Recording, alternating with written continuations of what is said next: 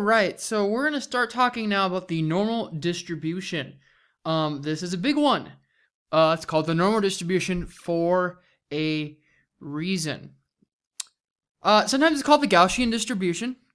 For those of you who have taken linear algebra, you've probably gone through Gauss elimination. That's the same Carl Gauss that we're talking about here. It's another continuous type of distribution, right? So we're talking about continuous random variables. And the normal random variable can take on any value between minus infinity and infinity. A normal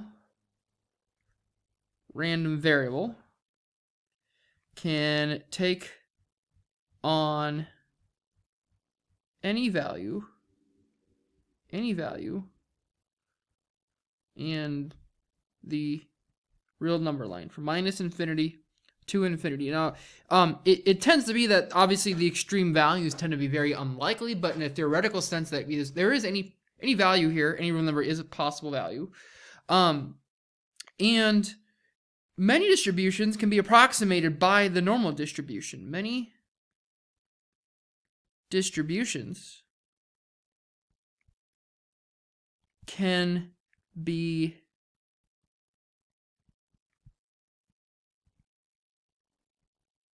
approximated by the normal distribution. So we want to spend a lot of time becoming familiar with this because for, again, many cases, we can approximate a value pretty accurately using the normal distribution. So naturally, you want to make sure you're comfortable working with the normal distribution. Okay. So if we're following these videos in order, this is the first time we're going to come across a distribution, not the first time, that a distribution has multiple parameters, but that the parameters are going to be very indicative of the shape of the distribution. And so what I mean by that is that a normal distribution is going to require us to know the mean and the variance. A normal distribution has two parameters.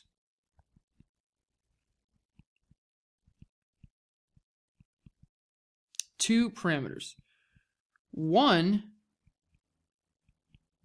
controls the location of the mean, controls the location, that is the mean, and the other controls the variability.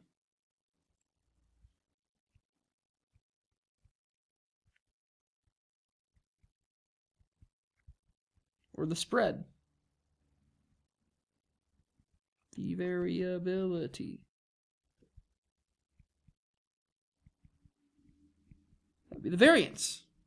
That would be the variance. Okay. All right. So, let's go ahead and take a look at what the normal distribution is. Say definition here for the density. The density of the normal random variable x. Density of the normal random variable, capital X, with mean, mu, and variance, sigma squared, is as follows. So we have normal random variable x. First parameter given is the mean, and the second parameter given is usually in some instances it'll be the variance, but if you know the variance, then you also know the standard deviation as well, right? Sigma here is meant, sigma is in consistent notation that we've had, sigma does represent the standard deviation. So what is it? The normal distribution is given as follows. This is 1 over the square root of 2 pi times sigma. 1 over the square root of 2 pi times sigma, or depending on how you want to write it, 1 over sigma times the square root of 2 pi. either way, times e to the negative, there's two ways you can write this. This is going to be the negative 1/2 power with x minus mu over sigma quantity squared in the exponent, e to the negative 1/2 times x minus mu over sigma of the quantity squared, or alternatively, sometimes it'll just be written like this, e to the negative 1/2 sigma squared, which is your variance, times x minus mu quantity squared.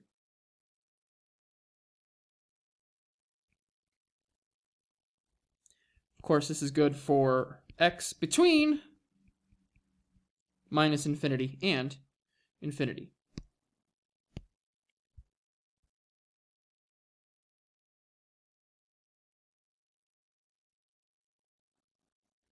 There we go.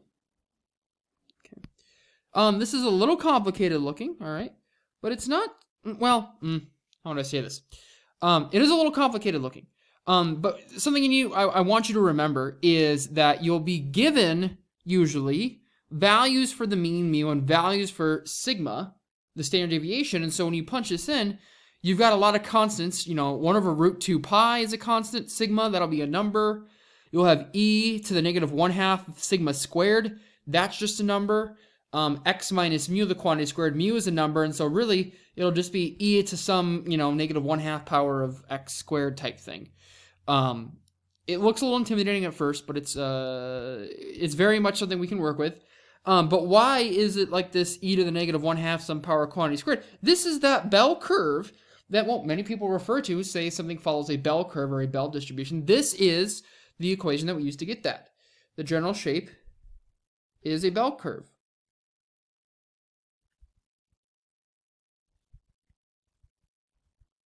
The general shape is a bell curve. The general shape is a bell curve.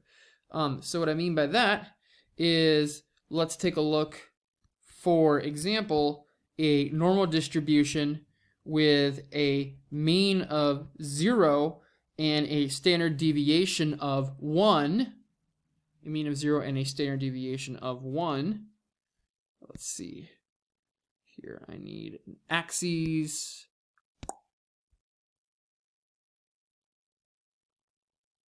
Looks good. And then,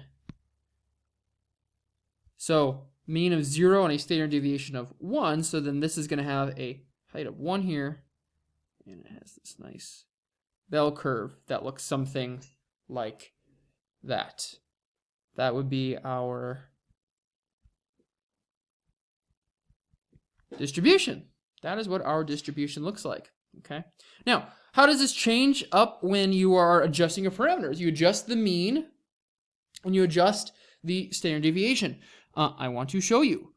And so let me see. I've got a quick little generated image ready to go. Bingo. And let me just what am I gonna do here? Got that copied. And let's put this down here.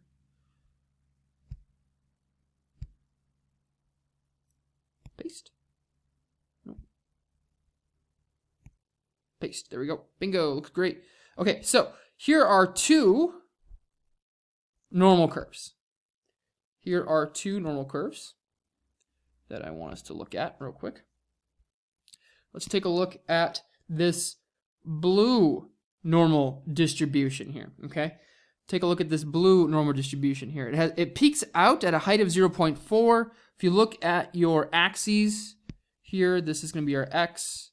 Here's our distribution on the vertical, horizontal there. Okay, f of x.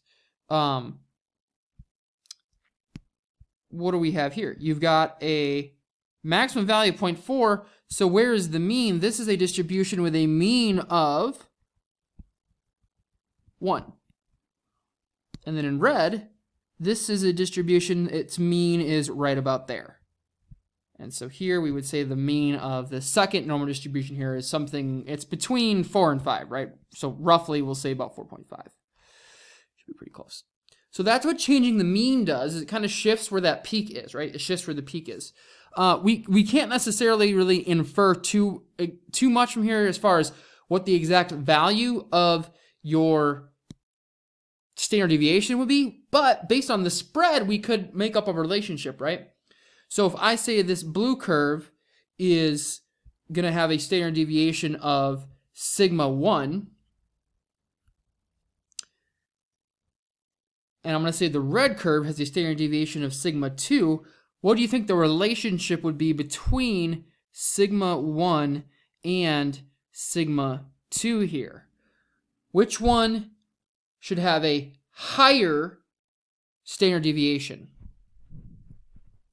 Well, a higher standard deviation would be a larger variance. A larger variance would mean that you are more dispersed, right? A larger variance means you are more dispersed.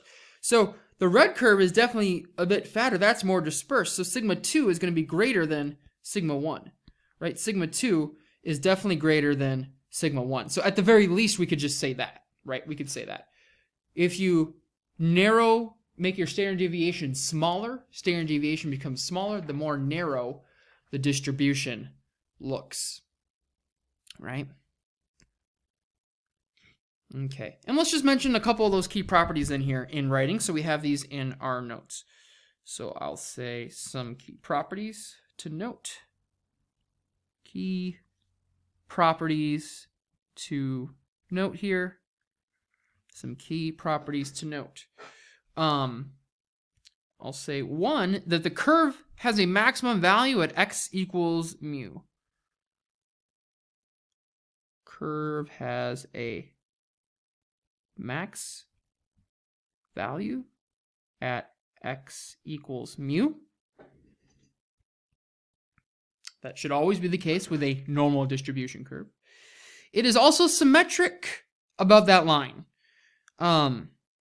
These are symmetric. It's symmetric when you are split it up. If you take an axis of symmetry on the mean, it is symmetric to the left and to the right of that. Curve is symmetric.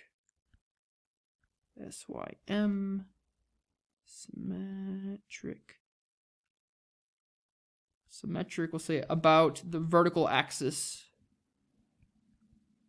Or I'll say the vertical line, rather, the vertical line x equals mu. It is symmetric there. Okay. And 3, just beware that the total area